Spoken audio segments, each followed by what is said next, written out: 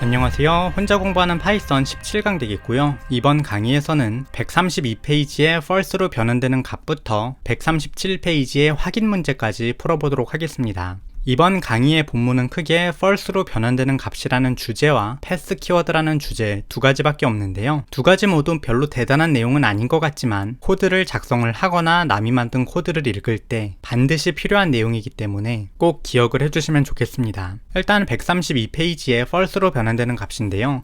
우리가 지금까지 문자열을 숫자로 변환을 할 때 int 함수나 float 함수를 사용을 했던 것처럼, 그리고 반대로 숫자를 문자열로 바꿀 때 사용했던 str 함수처럼 다른 자료형을 불로 변환을 할 때는 불이라는 함수를 사용할 수 있습니다. 그럼 대체 여기에다가 무엇을 넣었을 때 true가 나오고 무엇을 넣었을 때 false가 나오게 될까요? 일단 결론부터 이야기를 하게 되면 책에 나오게 되는 non, 그리고 숫자 0, 0.0, 그리고 빈 컨테이너입니다. 일단 non이라는 내용은 아주 나중에 살펴보는 내용이기 때문에 일단 non으로 하겠고요. 숫자 0과 0.0 같은 경우에는 모든 프로그래밍 언어에서 기본적으로 false로 변환되는 값입니다. 사실 이 두 가지는 간단하게 0이면 false로 변환된다 라고 생각을 하면 쉽게 이해하실 수 있을 거라고 생각을 하고요. 빈 컨테이너 같은 경우에는 크게 빈 문자열, 그리고 이후에 배우게 되는 빈 바이트열, 다음 강의에서 배우게 될 빈 리스트, 그리고 빈 튜플, 그리고 빈 딕셔너리, 이렇게 내부에 무언가를 넣을 수 있는데 아무것도 가지고 있지 않을 경우에 우린 그것을 빈 컨테이너라고 부르게 됩니다. 그리고 이러한 컨테이너는 불 함수를 사용을 해서 변환을 했을 때 false가 나오게 됩니다. 그럼 한번 코드를 직접 입력을 해보면서 결과를 확인해 보도록 하겠는데요. 파이썬 인터랙티브 쉘을 실행을 해서 불 함수를 실행을 해서 확인을 해보겠습니다.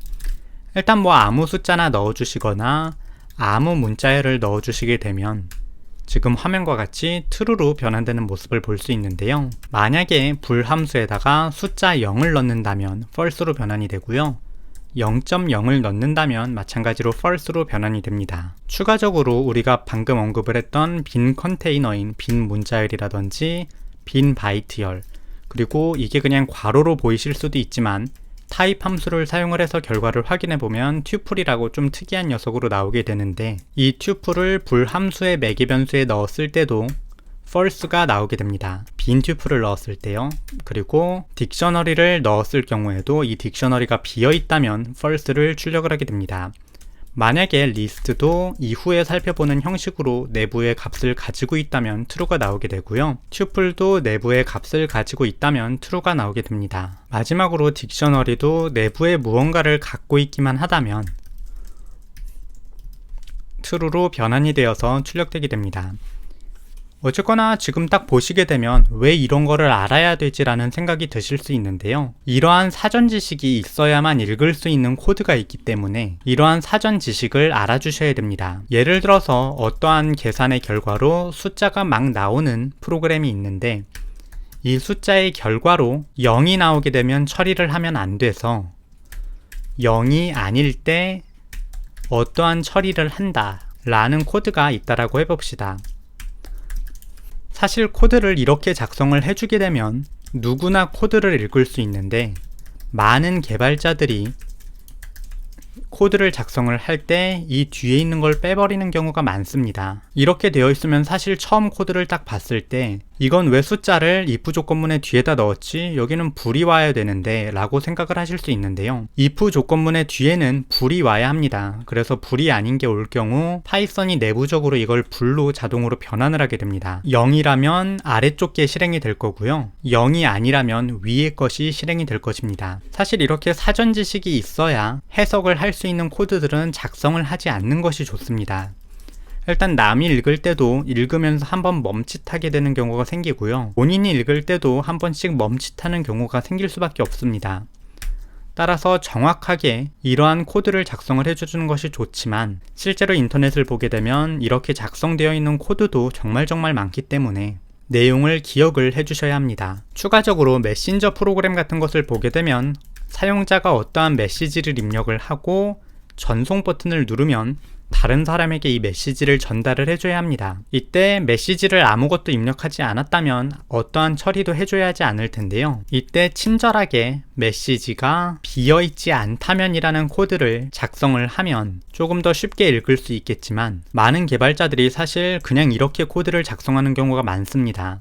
메시지가 있을 때만 처리를 한다라고 하는 것이죠. 그래서 남이 만든 코드를 읽을 때 반드시 필요한 내용이고, 본인이 코드를 작성을 할 때도 이렇게 작성하는 것이 더 좋다라고 생각을 할 수 있기 때문에, 그러한 경우를 위해서 방금 언급한 false로 변환되는 값을 꼭 기억을 해주시면 좋겠습니다. 그럼 이어서 133페이지의 패스 키워드에 대해서 살펴보도록 할 텐데요. 우리가 프로그램을 개발을 하다 보면 흐름을 먼저 잡아두고 내부에 처리할 내용을 지정하는 경우가 많습니다. 예를 들어서 어떠한 숫자를 처리를 할 것이다. 그래서 일단 대충 숫자에다가 0을 넣어두고 이 처리와 관련된 건 나중에 하자 라고 작성을 하게 되고요. 흐름만 구분을 먼저 하는 것이기 때문에 이 넘버가 0이라면 무슨 처리를 하고, 넘버가 0일 때에는 또 이러한 저런 처리를 해주면 좋겠다라고 골격만 잡아두는 경우가 굉장히 많습니다. 하지만 파이썬에서 이러한 코드를 작성을 하게 되면 실행을 했을 때 지금 화면과 같이 오류를 출력을 하게 됩니다. 파이썬은 어떠한 구문을 작성을 했다면 반드시 들여쓰기 이후에 어떠한 코드가 나와야 합니다. 그래서 이러한 식으로 코드만 작성을 해주게 되어도 이 구문과 관련된 오류는 사라지는 것을 알 수 있는데요. 그러면 여기에다가 무엇을 넣어야 좋을까? 아직 만들 거 없는데 라는 생각을 하실 분들이 있을 겁니다. 그래서 파이썬에서는 아무것도 하지 않고 그냥 위치를 잡게만 하는 키워드를 하나 만들어 줬습니다. 그게 바로 패스 키워드인데요. 패스 키워드를 이러한 형태로 넣어주게 되면 코드를 실행을 했을 때 그냥 실행이 되게 됩니다. 그래서 패스 키워드는 아무 의미는 없지만 어떤 코드를 넣어야 하는 상황이 있을 때 사용하는 키워드라고 생각을 해주시면 좋겠습니다. 추가적으로 책의 135페이지를 보시게 되면 미구현 상태를 표현하는 not implemented error라는 것이 나오게 되는데요. 한번 읽어보시면 좋을 것이라고 생각을 합니다. 그럼 우리는 곧바로 136페이지에 있는 확인 문제를 풀어보도록 하겠는데요. 그럼 1번, 다음 코드의 실행 결과를 예측해 빈칸에 결과값을 입력을 하세요. 아래의 코드는 모두 같고 입력 결과가 다른 경우입니다라고 되어 있는데요. 그냥 입력이 다른 경우다라고 하면 되는데 편집 과정에서 편집이 됐네요. 어쨌거나 간단하게 하나하나 읽어보면서 코드를 분석을 해보도록 할 텐데요. 일단 x는 2고 y는 10인 경우입니다. x가 4보다 크냐라고 물었는데 일단 아니기 때문에 곧바로 아래로 내려가서 x 더하기 y인 12를 출력을 하고 끝날 겁니다. 이어서 두 번째 것도 x가 1인데 그냥 첫 번째 이 부문부터 걸려버려서 false 쪽으로 가기 때문에 두 개가 더해진 5를 출력을 하게 될 겁니다. 이어서 세 번째 것은 x가 10이니까 요 안쪽으로 들어오게 되고요. y가 2인데 y가 2보다 크냐고 물었죠. 크거나 같냐였으면 모르겠는데 크냐라고 물어봤기 때문에 결국 아무것도 실행되지 않고 코드가 종료될 것입니다. 그럼 2번을 살펴보겠는데요. 다음 중첩 조건문에 논리 연산자를 적용해 하나의 if 조건문으로 만들어 달라고 하네요. 한번 코드를 복사를 해서 함께 변경을 해보도록 하겠는데요. 이러한 형태로 어떠한 변수가 중첩 조건문으로 구성이 되어 있다면 x가 10보다 클 때 그리고 x가 20보다 작을 때 이 안쪽의 것이 실행이 됩니다. 두 가지를 모두 만족하는 경우에만 이 안쪽이 실행되기 때문에 이 두 가지는 or이 아니라 and로 연결을 해서 지금 화면과 같이 구성을 해주실 수 있습니다. 그런데 사실 파이썬 같은 경우에는 이 두 가지를 함께 연결해서 사용할 수 있는 범위 연산자가 있습니다. 그래서 이러한 형태로도 작성할 수 있다. 두 가지 방법 모두 사용할 수 있다라고 기억을 해주시면 좋겠습니다. 그래서 문제에서는 논리 연산자를 적용해 하나의 if 조건문으로 만들어 달라기에 요 위의 것이 답이 되겠고요. 아래 것을 해주셔도 큰 문제 없습니다. 이어서 3번, 사용자에게 태어난 연도를 입력받아 띠를 출력하는 프로그램을 작성해 주세요인데요. 사실 이것만 보면 이걸 어떻게 해 라고 할 수 있는데 뒤에 조금 힌트가 더 있습니다. 작성 시 입력받은 연도를 12로 나눈 나머지를 사용한다라 그러네요. 나머지가 0, 1, 2, 3, 4, 5, 6, 7, 8, 90, 11일 때 각각 원숭이, 닭, 개, 돼지, 쥐, 소, 범, 토끼, 용, 뱀, 말, 양띠라고 하네요. 그러면 뭐 간단하게 코드를 구성하실 수 있을 겁니다. 함께 코드를 작성을 해보도록 할 텐데요. 일단 사용자로부터 태어난 해를 입력을 받아야 될 겁니다. 그래서 그냥 열이라는 값을 입력을 받도록 하겠고요. 인풋 함수를 한번 사용을 하고 요걸 인트로 변환을 해주겠습니다. 어차피 연도는 소수점이 나올 수 있는 녀석이 아니기 때문에 인트로 변환을 해주시면 큰 문제 없습니다. 그래서 이러한 형태로 입력을 받으면 되겠고요. 만약에 연도를 12로 나눈 나머지가 0이라면 원숭이 띠입니다를 출력을 해주시면 되겠고요.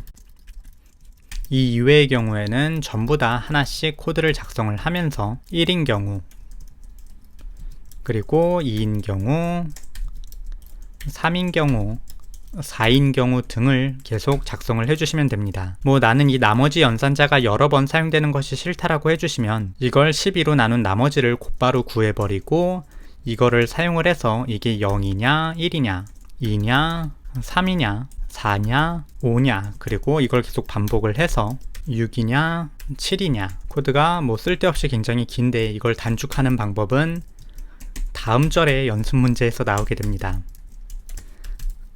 그래서 12로 나눈 나머지이기 때문에 0부터 11까지 결과가 뜨게 되는데요. 이거를 활용을 해서 0일 때는 원숭이입니다.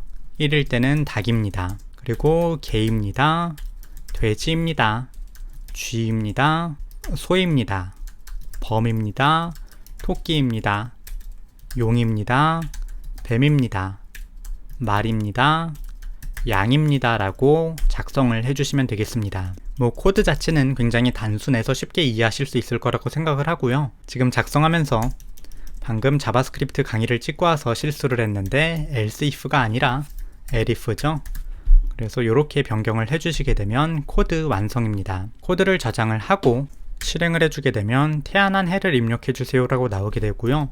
뭐 적당한 자기가 태어난 연도를 입력을 해주시게 되면 화면과 같이 출력을 하게 될 것입니다. 뭐 지금이 2019년인데요. 올해는 뭐 돼지띠의 해죠. 그래서 실행을 하면 돼지띠라고 나오는 것을 볼 수 있습니다. 그래서 이러한 형태로 코드를 구성할 수 있다라고 생각을 해주시면 되겠습니다. 그럼 오늘 강의는 여기까지 되겠고요. 다음 강의에서 뵙도록 하겠습니다.